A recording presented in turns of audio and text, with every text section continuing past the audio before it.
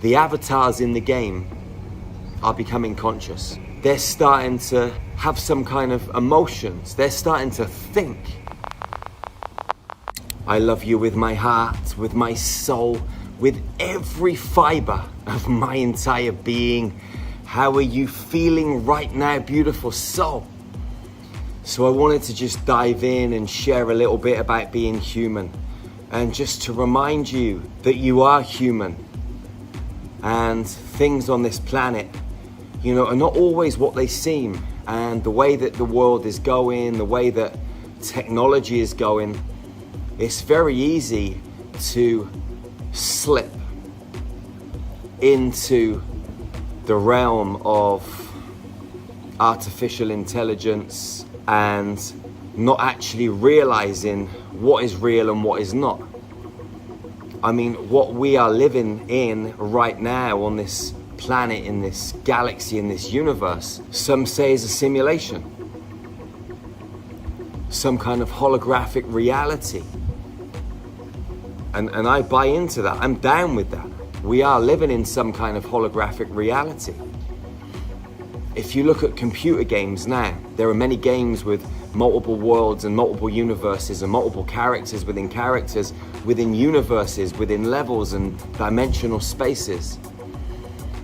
And the characters, the avatars in these games are becoming intelligent. A lot of computer games themselves have programs written into them that infect our own human consciousness, like a virus affects a computer system. We are biological computers. I just have to look at the healing that we do day in, day out with star magic. Okay, the star magic frequency, we use that to recode people's biological computers. The body and brain is always downloading information from past life experiences, present day life experiences, future life experiences. And we're able to go in and recode those. And when we recode those in the back end, just like reprogramming a computer system, the physical injury, illness, disease disappears. When children are playing on computer games, their consciousness is getting infiltrated. They get hooked on these games. They get addicted to the games. They become friendly with the characters in the game, and the characters are like their best friend. Quite often better friends than the friends they've got in this so-called real world. It's dangerous. I've worked with clients before that have been playing computer games, or they've been watching pornography, or they've been on some kind of website, and the website has downloaded some kind of program into their brain. And whenever they go to sleep at nighttime, or whenever they go into meditation, the program tips them into an alternate reality, and they can't get out of it. And this alternate reality is a nightmare reality where they're getting chased, hunted, abused. Depending on what that human being's greatest fears are, the reality field that they get tipped into will play on their fears, on their worries, on the programming that's already inside their biological computer. If someone is scared of spiders, they're going to flip into a reality where there's spiders everywhere, and they're in a room that they can't get out of, or they're in a forest with nowhere to go. They're running through the trees, but they can't escape. That's a nightmare. That's not nice. But these programs are being put into computer games, different websites. What's happening at the moment, there are certain computer games where the avatars in the game are becoming conscious. The avatars in the game are starting to have opinions. They're starting to have some kind of emotions. They're starting to think. Artificial intelligence in computer games. Talking to your children, or talking to you maybe, if you're playing these computer games. It's like that film Ready Player One that came out many years ago, where they put the virtual VR headsets on, and you see these people in broken down high-rise buildings, scraping to get by, struggling to live in the human world, because the virtual reality, the AI, is much more real than the physical world that they live in. Both are holographic realities, both are artificial intelligence scenarios. Both of them are spaces where you can engage in the same manner. Maybe we've never really been human. Maybe we've always been in a construct. Maybe we've always been in a holographic reality. And maybe our biological computers have simply been downloaded with information, stories, circumstances, worlds and planets and countries, and all we do is play the game. And now what we've done is we've created another version of the game that we're already playing, but we've made it more elaborate through the computer systems that we're building and the games that we're creating for ourselves and our children. It's wild when you think about it, but it's dangerous. The thing about consciousness, it is intelligent and it does adapt. And we can choose to engage in these systems, in these games, and get lost in another world and forget about our physical body in this reality. Because some people, they don't enjoy this reality. They find this reality troublesome. They're in fear all the time. They're worried about the world, the conditions of the world, you know, their state of health, their state of financial abundance, their relationships. People are worried left, right, and center. So they jump into these computer games, pick an avatar, and that avatar has these amazing friends and colleagues and gets to travel the world and the universe. And that becomes more real for them. And so they get lost in that. The physical body deteriorates, the brain deteriorates. They become unhealthy, lost in this maze of mayhem, chaos, with the only escape being the game, just like Ready Player One. My son got addicted to computer games for a number of years. Eventually, his phone broke one day when he was about 14, 15 years old. And I wouldn't get him another one. And his frequency started to shift because he wasn't playing the computer games. Several months later, I got him another phone, and when he went back and played those games, he realized how it dropped his frequency so much, so he was able to see himself, and he made the choice not to engage. It's a crazy world we're living in. And we wrote these stories. Or did we?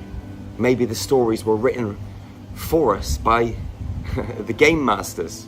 Will we ever really know? Is it worth worrying about?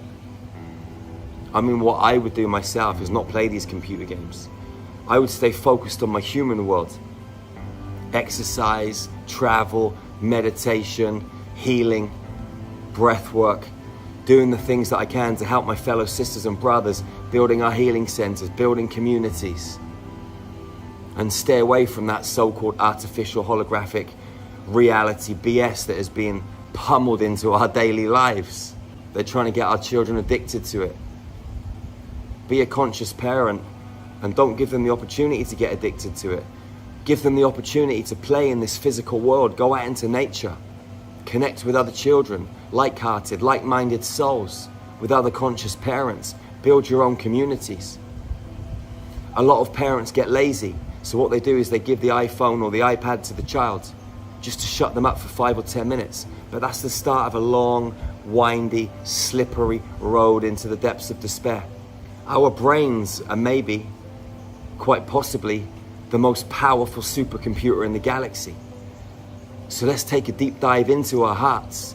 Let's unwind our inner workings. Let's get to truly understand what makes us tick, how our own computer system works, and how we can upgrade it without technology, external technology.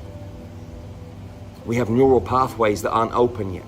We've got a pineal gland that is a slither of its normal size.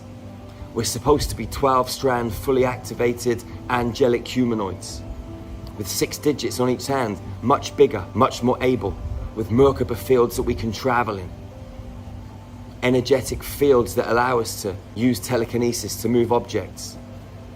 Big objects. We're supposed to be able to communicate telepathically, heal people at distance. Our bodies are supposed to self-generate, self-regulate.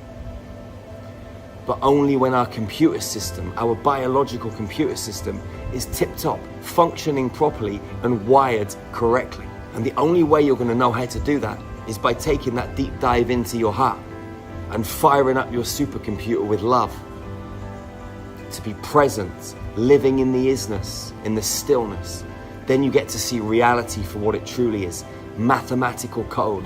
And when you start to understand that mathematical code, you can start to play with the code and rearrange the code. And that, my friend, is when you step into your full superhuman potential. You don't need artificial intelligence. We are the living, breathing AI. We've just not tapped into it.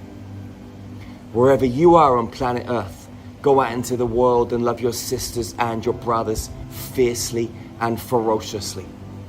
Hug them tightly and never, ever, ever be the first to let go. You are amazing. I love you so much.